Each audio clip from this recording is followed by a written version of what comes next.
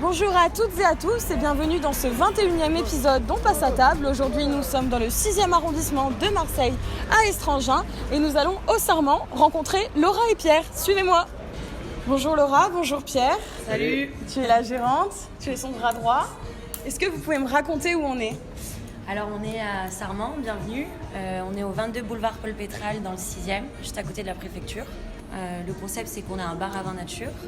On a une carte assez variée, on travaille avec pas mal de vignerons différents et on propose aussi une sélection de tapas qui change toutes les semaines. Ok, Voilà. proposé donc Par Luna. par Luna. Et du coup, qu'est-ce qu'elle va nous préparer Luna aujourd'hui ? Luna vous a préparé une petite assiette de gnocchi, sauce gorgonzola, gnocchi courge butternut avec du petit citron confit et de l'amour. Je pense qu'on va se régaler parce que nous on adore quand il y a beaucoup de love. Bonjour Luna. Bonjour, Comment ça va ? ça va, merci et toi? Ça va super. Ça fait combien de temps que t'es là ? Moi je suis ici depuis septembre et je suis chef depuis 2 mois environ. Alors du coup là, je vais mettre à cuire la butternut. Donc en fait je la coupe en deux, d'abord comme ça, ensuite en 4. Et on va la mettre à cuire sur du gros sel au four pour la sécher. Alors je les mets comme ça pour pas qu'il y ait de coloration. D'accord. Le but c'est vraiment de les cuire en enlevant le maximum d'eau. Et donc là je vais les mettre au four à 200 degrés. Donc je plante avec un couteau quand c'est cuit, ça Ok. rentre tout seul. Du coup après j'épluche les pommes de terre Ouais. qu'on va couper et que là je vais cuire en vapeur. On va les couper juste grossièrement pour les mettre à cuire.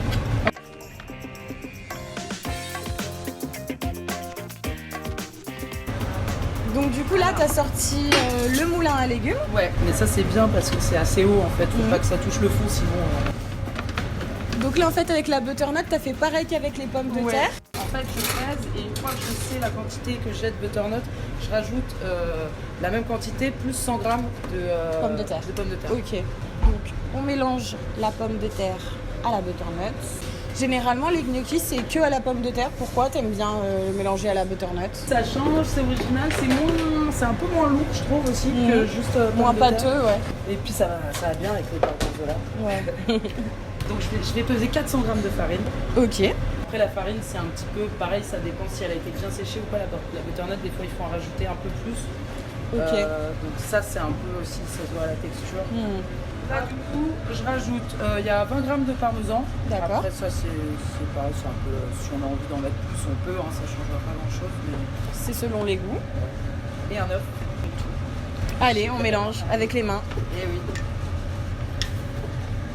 En fait, il faut que ça reste un peu collant, que ça soit encore bien mou, mais pas que ça colle pas aux doigts comme ça en fait.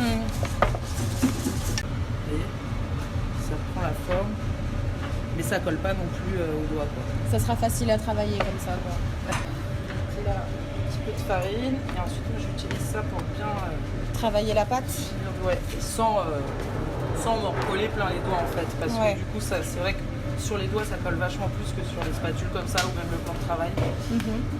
Voilà, et là la pâte elle est bien. Voilà, là je coupe comme ça. Enfin, je coupe une morceau qui me semble. C'est vrai que je fais un petit boudin en fait, en Ouais. appuyant délicatement, pas trop fort, pas l'écraser. C'est comme quand on fait dérouler aux saucisses, en fait. Ça, moi je fais comme ça en fait avec la maryse. Ok. Et du coup ça donne. Comme des Kellogg's. Alors là, on va les verser du coup dans l'eau bouillante. Dès qu'ils remontent à la surface et qu'ils flottent, on peut les enlever. Ok. En Donc fait, c'est après- comme les ravioles. Ah oui, en général, c'est 2-3 minutes, pas plus. Oui, parce qu'en fait, ouais, sinon, ils sont vraiment farineux du coup. Donc là, du coup, on a préparé les gnocchis. On passe à la sauce fromage. On goûte le fromage avant tout. C'est quoi comme fromage ? C'est du dulce, c'est une sorte de gorgonzola, le gorgonzola un peu plus fort. Là, il y a beaucoup plus que pour une assiette. Hein. D'accord. Je pense qu'avec ça, après c'est pareil, je regoute un peu au niveau du goût, mais je vais faire environ 1 litre de sauce. Donc, de la crème froide qu'on va mettre dans une alors, casserole. Là, il y a un peu moins d'1 litre, je vais laisser comme ça et je goûterai pour voir s'il faut que je rajoute un peu de crème ou pas. D'accord. Et par contre, je vous conseille de ne pas avoir de rencard après avoir goûté cette recette. Tu vois, elle a la bonne texture, elle est vachement plus nappante, elle a épaissi. Donc là, on peut faire cuire les gnocchis. De l'huile d'olive ou de l'huile Non, c'est de l'huile normale et je mets un petit peu de beurre. Tu les fais juste revenir, histoire qu'elles dorent un petit peu, C'est mais ça. sans trop les C'est ça, cuire, qu'elle dore et qu'elle soit chaude aussi, surtout à l'intérieur. Ok. Et puis même le fait de les dorer un petit peu, ça fait une petite croûte un peu croustillante, c'est sympa, c'est comme les gnocchis poêlés en fait. Ouais.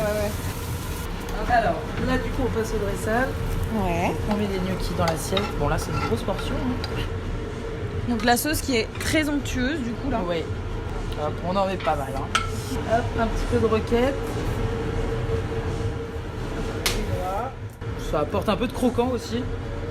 Parce que du coup c'est vrai que sinon c'est un peu que du mou. Et ouais. Et on rajoute un petit Des zeste. zestes de citron. Et voilà, C'est fini?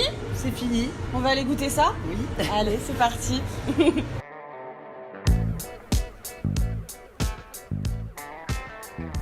Là, c'est la dégustation. Allez. Non, la sauce est vraiment trop bonne. Merci beaucoup. Et merci à vous. Je vais tout manger. Bon appétit!